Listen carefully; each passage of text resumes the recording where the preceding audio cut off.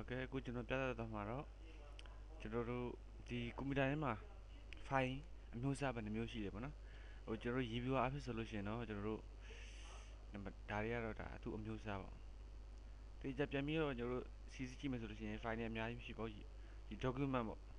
document ဆိုတော့ကျွန်တော်တို့ဒီပဲပြန်လဲကျွန်တော်စာရင်းအင်းနေပေါ့စာရင်းကျွန်တော်တို့ PDF file တွေပါမယ်ကျွန်တော်တို့အခုလက်ရှိ internet မှာတင်ထားတဲ့မြန်မာ ebook ထဲက ebook ပုံစံမျိုးတွေပါမယ် Microsoft Office ထဲကကျွန်တော်စီးရင်စရာတွေတပ်ပုံပိုင်းတွေဒါတွေပါမယ်ပေါ့ဒါက document ပိုင်းပေါ့နောက်မျိုးတော့ music ကတော့ကျွန်တော်အတန် line တွေပေါ့နော်နောက်တစ်ခုက picture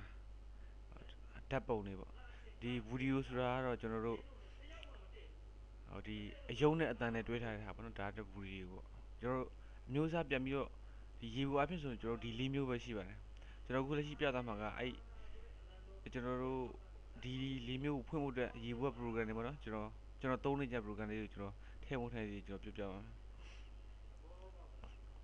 အခုလက်ရှိကျွန်တော်ပြမှာတော့ကျွန်တော်တို့ခုနကဒီ document ကိုဖွင့်ဖို့အတွက်ကျွန်တော်တို့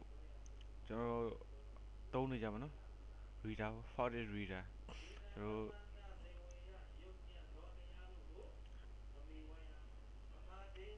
်ဒီ Fortis reader ဘာကြောင့်ကျွန်တော်ထည့်လဲဆိုတော့ကျွန်တော် Adobe reader တို့ပါလို့ရှိပါတယ်အခြားသော PDF reader တွေတုန်းရှိပါတယ်ဒါပေမဲ့ကျွန်တော်ဒီ Fortis reader ကသူကပေါ်ပါနဲ့သုံးရတာလွယ်တဲ့အတွက်ကြောင့်ပါ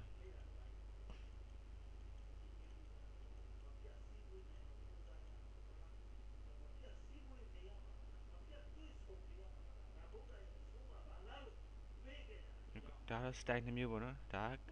classic 2ပါမှုဒီကောင်ကတော့ဒါခုခြိုက်တဲ့ style ယူလို့ရပါလား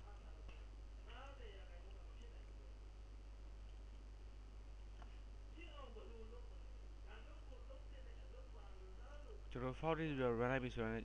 ထဲမှာရှိတဲ့ကျွန်တော်တို့ဒီမှာသူ့နော် PDF file တွေကကျွန်တော်တို့သူ့ reader လေးပေါ်လာပါပဲဒါကတော့ကျွန်တော် Reno install နဲ့ပတ်သက်တဲ့ဟာပါဒါသူ register down နဲ့ no နောက်နဲ့လည်းရပါပြီ